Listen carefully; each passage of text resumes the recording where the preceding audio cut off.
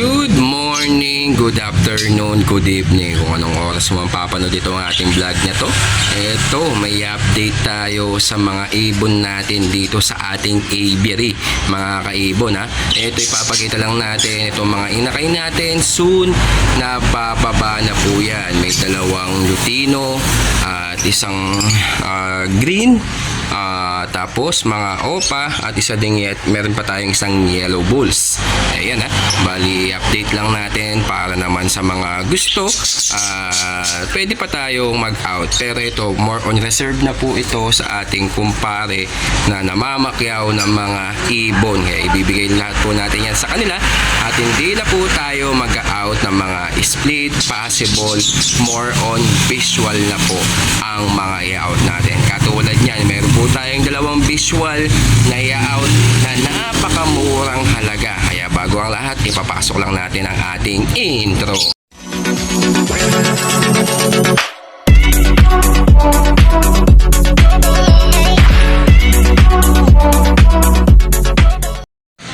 Ayan na nga mga kaibon, ito meron tayong pang out na isang violet dan palo possible split opa. Ayan ha, kinagandahan pa niyan mga kaibon ay DNA cap pa po yan. Yan galing po yan sa ating kaibigan na si DT Infantado. DNA cap po yan ha, bali 7 months na po yung edad niya. Kaya sa mga merong split dan po dyan na project opa dan palo, ito saktong-sakto sa inyo. Yan sa halagang 6,000 pesos. Grabe, napakamura.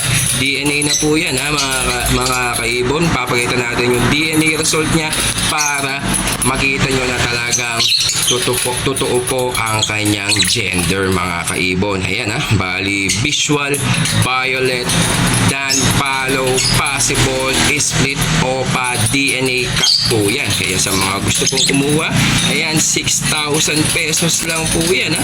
Talagang napakamura, mabilisan lang tayo mga kaibon. Kaya sa mga gusto pong kumuha, yan, sakto-sakto, pwede po natin yan ipalalamove sa inyo.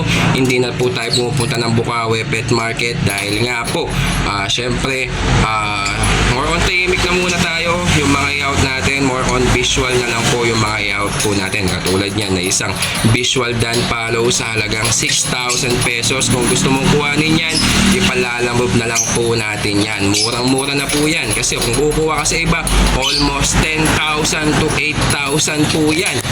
Hindi pa DNA ha, pero yan sa atin DNA cap na po yan sa halagang 6,000 pesos.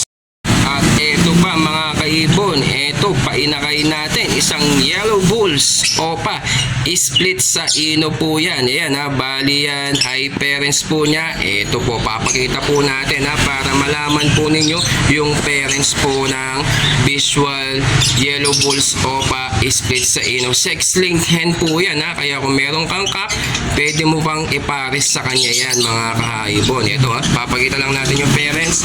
Eto po yung parents niya ay isang yellow bulls split ino split opa and then lutino hen. Ayan ha, bali ito po yung parents niya. Ayan yung dalawang parents po niya. Ayan yung lutino, yung red eye, ito nasa loob. May inakay kasi sila oh. Ayan yung lutino natin. Ayan. Tapos ito naman yung kak na split opa, split sa ino. May inakay po sila. Ayan ha. Bali, ayan po yung mga kapatid ng yellow bulls opa, split sa ino natin. May kapatid po siyang visual. Pinaposter natin kasi bunso po siya, maliit. May kasabayan. Ito, linagay po natin dito sa mga breeder din natin na project lutino opa. Ayan ha. Bali, yan po yung mga ano natin para naman mapakita natin na talagang legit po yung mga kargada po ng mga ibon natin. Lalong-lalo na. Ito, papakita natin yung kapatid niyang visual na dalawa, red eye. Pinaposter lang natin para mapakita nyo ng gusto. Ayun oh. Ayun yung isa. Ayan. Tapos ito pa yung isa. Medyo malaki na yung isa eh. Asan yung isa? Ayan oh. Ayan po siya. Ayan oh. Ayan. Bali red eye po yan. May mukhang may langgam kaya paano lang natin para malanggam itong mga ano natin, mga inakay natin dito.